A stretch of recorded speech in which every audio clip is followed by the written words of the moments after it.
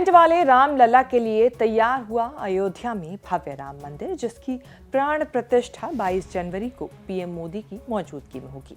अनुमान ऐसा था कि जो रामलला टेंट में विराजते थे उनको ही नए भव्य राम मंदिर में स्थापित किया जाएगा। लेकिन अब चर्चा है कुछ और, नई मूर्तियां लगने वाली हैं राम मंदिर में। अलग अलग एंगल से राम मंदिर को लेकर राजनीतिक विवाद हो रहे हैं। राजनीतिक विवाद मूर्ति को लेकर भी शुरू है। नई मूर्तियां लगाने की चर्चा के बीच कांग्रेस नेता दिग्विजय सिंह ने यह सवाल उठाया है कि रामलला की वो मूर्ति कहां है जिस पर सारा झगड़ा हुआ। वो मूर्ति क्यों नहीं स्थापित हो रही है? नई मूर्ति की जरूरत क्यों पड़ रही है?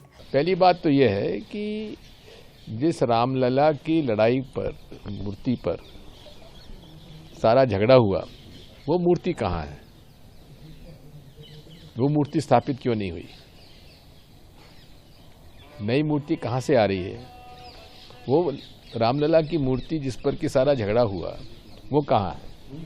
इस पर हम लोग उनसे पूछना चाहते हैं कि नई मूर्ति की आवश्यकता क्या पड़ी। विश्व हिंदू परिषद के अंतर्राष्ट्रीय कार्य अध्यक्ष आलोक कुमार ने न्यूज तक के कार्यक्रम मंच में नए राम मंदिर को लेकर कई सवालों के जवाब दिए। मूर्ति के बारे में ऐसे ही पूछे गए एक सवाल पर आलोक कुमार ने स्थिति साफ कर दी और कहा कि रामलला की पुरानी मूर्ति ही नए मंदिर में होगी। पुरानी मूर्ति गर्भगृह में होगी, लेकिन भक्तों के दर्शन के लिए बड़ी मूर्ति भी लगाई जा रही है। यहाँ जो राम विराजित हो रहे हैं वो 5 वर्ष के बालक के रूप में है। तो बालक में बाल सुलभता होनी चाहिए, चपलता होनी चाहिए, थोड़ी मुंह पे शरारत होनी चाहिए। महिलाएं आए तो वो उनमें अपना पुत्र देख सकें, अपना बेटा देख सकें, ऐसा। और क्योंकि वो भगवान है इसलिए वैसा वरद होना, वैसा दिव्य और भव्य होना, इन दोनों चीजों को परस्पर गूंथ करके बनाई गई मूर्ति है। और ये बात ठीक है कि प्रत्येक रामनवमी पर भगवान के जन्म के समय माने दोपहर में सूर्य की किरणें उनके मस्तक पर तिलक बनाएंगी। ये एक ऐसा दृश्य होगा जो देख करके आनंद आएगा, देख कर समझ आएगा, देख करके भक्ति और प्रेम जागेगा। जो पुरानी मूर्तियां हैं 1949 में प्रकट हुई थी, वो तो स्वयंभू हैं, उनकी पूजा होती है। तो वो मूर्तियां भी गर्भगृह के केंद्र में रहेंगी, उत्सव मूर्ति होके रहेंगी। और लोगों ने क्योंकि थोड़ा दूर से अब देखना पड़ेगा और औसत किसी को 20 सेकंड मिले ऐसा हो सकता है त्योहारों पर, तो इसलिए एक बड़ी मूर्ति भी उसमें जोड़ी गई है। पुरानी और नई दोनों वहां विद्यमान रहेंगी। दिग्विजय सिंह ने एक सवाल पूछा है कि जिस मूर्ति को लेकर झगड़ा हुआ था वो मूर्ति क्यों नहीं वहां स्थापित की गई? नई मूर्ति क्यों और कहां से लाई जा रही है?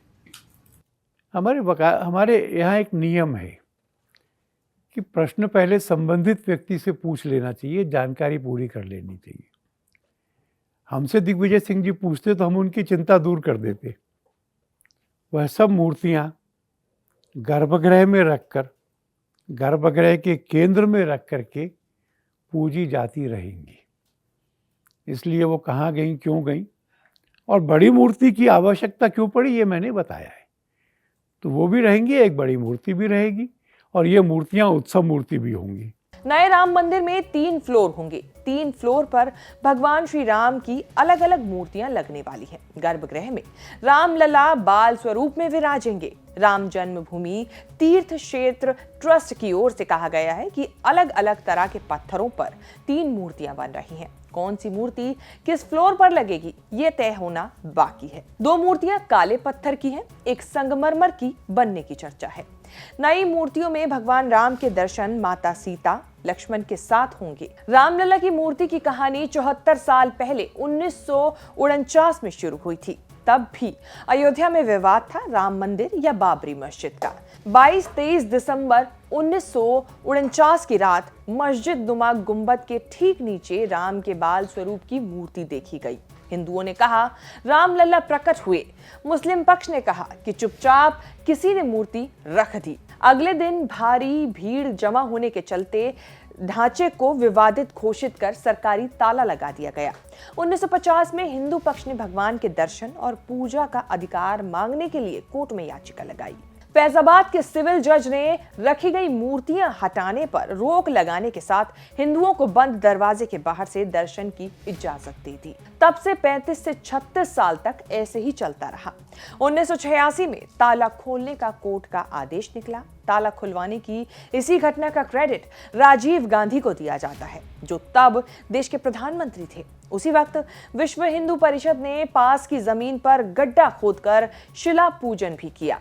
विश्व हिंदू परिषद के अंतर्राष्ट्रीय कार्याध्यक्ष आलोक कुमार ने कहा कि क्रेडिट राजीव गांधी को नहीं, कोर्ट को था। एक ताला खोलने का आदेश कोर्ट ने दिया था, इसलिए ताला खुलवाने का श्रेय सरकार को नहीं है, कोर्ट को है। और मणिशंकर अय्यर जी का एक लेख, आप सब जानते हैं कि वो कांग्रेस के बड़े नेता हैं और वो डायनेस्टी के नज़दीक हैं। उनका एक लेख एक्सप्रेस या हिंदू में छपा था, जिसमें उन्होंने कहा था कि मैंने राजीव गांधी से पूछा और राजीव गांधी ने कंफर्म किया कि ताला खोलने की सूचना, इस आदेश की जानकारी उनको आदेश होने के बाद मिली थी। 1992 में विवादित ढांचा गिरा और मूर्ति के लिए तिरपाल टेंट वाला इंतजाम हुआ। टेंट में रामलला यही पहचान और पता बन गया, रामलला का। कोई मंदिर नहीं, कोई स्थायी स्ट्रक्चर नहीं। रामलला की नियमित पूजा मुख्य अर्चक सत्येंद्र दास करने लगे। ढांचा गिरने के बाद तिरपाल से घिरे गर्भगृह में विराजते थे रामलला।